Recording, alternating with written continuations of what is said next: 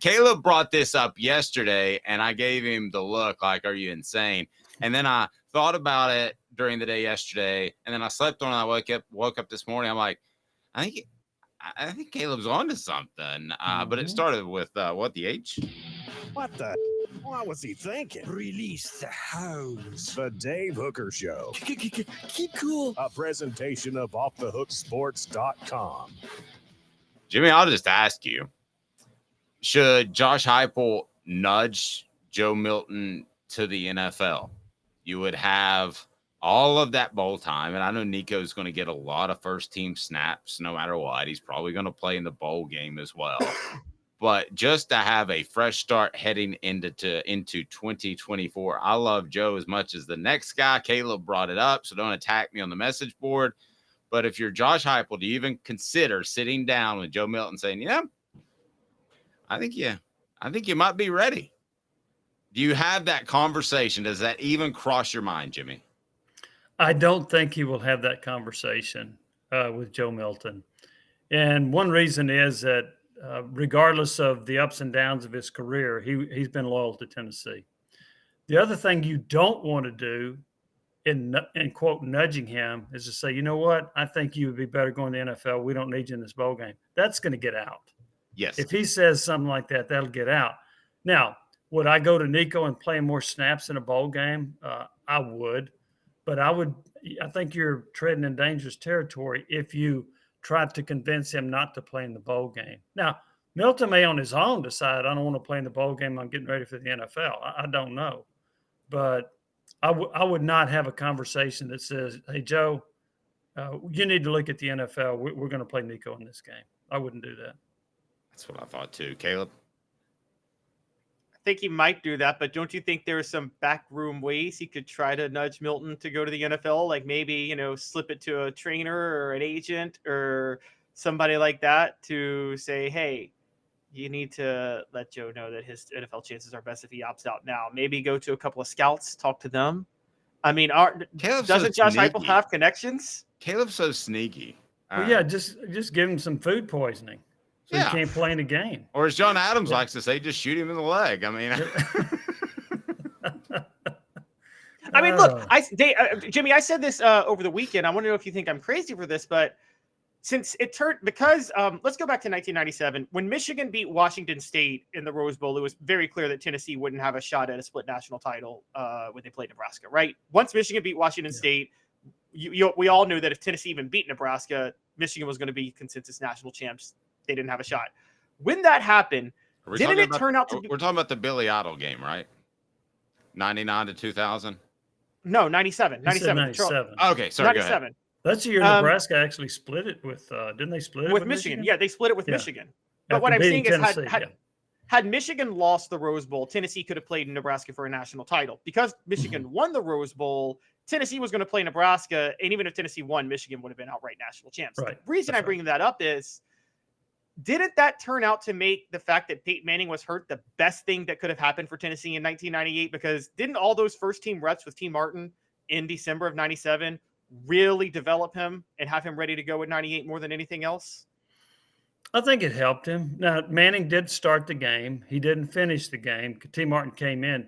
And Caleb, as I recall, T. Martin led a touchdown drive late in the game, which gave him a lot of confidence going into the next year. Okay. But I'm one of these that thinks a lot of that stuff's overrated from this standpoint. I keep hearing, boy, if you get to a bowl game that's invaluable, all the practices you get, your team will be better next year. No, it's not.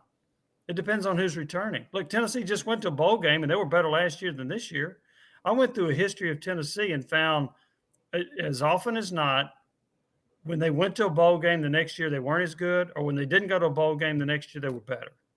I'm one that thinks the bowl practices are overrated. Now, could it have helped T. Martin? It might have. Maybe I think playing against Nebraska and leading a touchdown drive was probably more beneficial than anything because of the confidence that it gave him. So, and you can read that two ways. Yeah. Jimmy, also talking to players on that team, I don't know. I'm sure you remember Peyton Manning showed up on the David Letterman show with his knee that was about the size of a watermelon. So you knew he wasn't going to be immobile. I mean, you might as well have just called Nebraska and told them. And I I can tell you the players on that team were disappointed they didn't just start T because of the injury. And I think when he went out there and played, they played harder. I'm not saying that Tennessee wins, but I think they play a much better game if T. Martin starts that game. Yeah, Manning it was a bursa sac injury that he suffered against Auburn in the SEC championship game. And yeah, he was immobile, but there's also the loyalty factor to Peyton Manning. He stayed another year, didn't have to.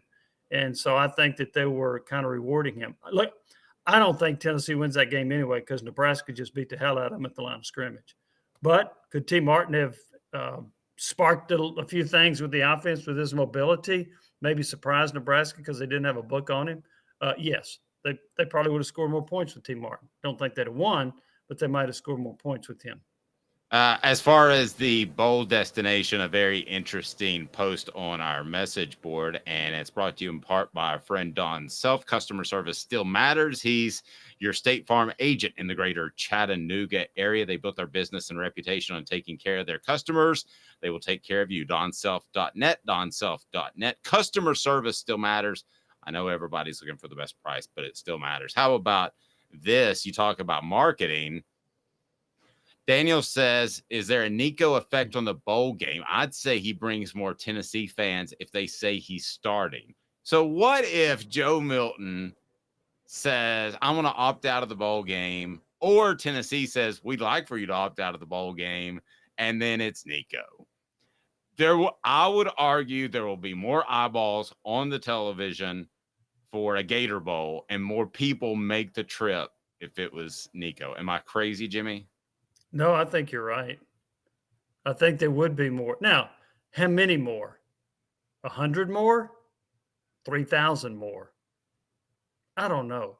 But I do think there would be more Tennessee fans that would go to watch it. Like, they've been clamoring for Nico all year. Am I crazy to think that it's maybe 20, as high as 20%? So that's basically going from 10,000 to 12,000. Yeah, 20-30%. I think that's possible. Yeah, there are a lot of people that want to see what Nico can do. What's that, Caleb? No, I'm on Dave's side on this, and I think it might be higher than 20%. I think it would be a gigantic spike. Wow. Let's take the Nico train to Florida. But again, Jimmy, you said this earlier, and we're fortunate enough to talk to a couple of players. I mean, that what you said is going to get out if they were to nudge Joe Milton to leave. It got out when they kind of submarine Jason Witten, and he got drafted in the third round. That stuff got out to the media. It took a little bit longer, but it's going to get out to the players like that day. It would. That's why you don't approach it, and you want it to be Joe Milton's idea. You want it to come from him. We're all married. Our wives have a great history of coming up with things and making us think like it was our idea, right? So that women are very good at that. Can't Josh Heupel just maybe consult his wife or somebody to say, hey, I need you to nudge Joe Milton to do this, but make him think it was his idea. Go get a woman to do a man's job. That's what you're saying. Honey, you haven't gained any weight. You look great in black. Now go talk to Joe Milton. You saying that has never happened to you guys where you didn't realize your wife wanted you to do something, so she nudged you to do it. She made you think it was your idea, and then you look back and you're like, oh, she was behind that. Well, yeah, okay, but on the flip side of it, like, has your wife ever come to you and said, hey, honey, how do I look? Okay, so if Joe Milton comes to me and says, hey, I'm thinking about going to the NFL and foregoing the bowl destination, the last thing I'm saying is, oh, fine. Because if you say that to your wife, Jimmy, I don't know about your wife, my wife's changing. Like, that wasn't good enough. Oh, fine is not good enough. So what should Josh Heupel's response be? Not only would she change, she would remember it. I know. For a long time. So like a month down the road, you're getting ready for a Christmas event. You know, well, like a November 29th, you said I just look fine. You don't say, oh, fine. You say, well, Joe thinks you were great here. We're going to miss you for the bowl game, and we're here to support you in whatever you do. Yeah. Boom. I hate it. I hate it. Let's hug it out. Get out of here. Well, yeah, you could do it that way. And you might even mention, yeah, kind of like so-and-so that set out the bowl game. And this other quarterback that sat it out, and look how it workked for them. Yeah, that's a good idea, Joe. Let me tell you a little something about Christian McCaffrey. Yeah. Yeah. That's where it all started.